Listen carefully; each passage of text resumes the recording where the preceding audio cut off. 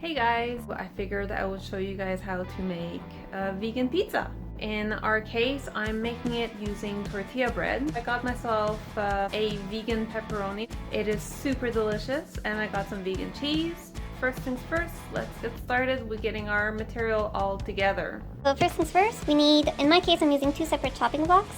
I can use one, I've done it before, but because of this I'm going to use a separate one. Doesn't really make much of a difference. It is a plant-based pepperoni, but either way. Using some leftover green peppers, some red onions in my case. I've got some tomato here that I want to chop up and add. I'll be using tortillas to make my pizza, double layered tortillas, and then for my cheeses, I'm using the Dea brand, no product placement by the way. This one, if you're gonna try it, make sure you grab the one that looks like this and not the one you typically see, because there is a major difference between how they taste and how they melt. Next, I've already prepared in advance a baking sheet because I don't have a pizza thing. I don't even have a proper pizza round thingy that goes in the oven. So this is just another way of showing you guys, even if you don't have all the materials, you can still make good food. A basic pizza sauce, you can get spicy if you want. I'm going to be adding some chili to mine and some basil because I got inspired by a restaurant we went to and had this really delicious grilled cheese sandwich, and there was tomato and basil together with cheese, and it was so delicious. So I'm gonna give this a try for my pizza this time around, making it a touch spicier and adding some basil with the tomato in it. So I'm gonna cut all these up into pieces and we'll be back. Okay guys, I've got my green pepper and red onions chopped up, so are my tomatoes. Next, I want to talk to you about this little beauty here. It's from Gusta, a Montreal-based company, and if you want to make your pizza gluten-free, you cannot use these meat substitutes because oftentimes they use wheat gluten in it. And just to give you an idea of what this pepperoni is made of, here you can see it's water, wheat protein, smoked paprika, canola oil, red wine vinegar, sea salt, dehydrated vegetables, which is onions, mushrooms, garlic, yeast extract, and spices. This is by far one of the best meat substitutes I've had. I only used a quarter of it last time, and every 50 grams of this, because it's a 200 gram bar, contains 14 grams of protein, which is very decent. It's not just decent, it's very good actually. It does contain a lot of sodium, so if you're keeping an eye out on that, that's one thing I tell you to avoid or be careful. But as you can see, it's barely any calories for the amount of protein you get. So if you're watching again your diet, this is a great way of getting your nutrients, getting your protein, and not overeating in a sense. So I will be cutting this basically in thirds because I already took a quarter of it, and I will slice that up and put that on my pizza.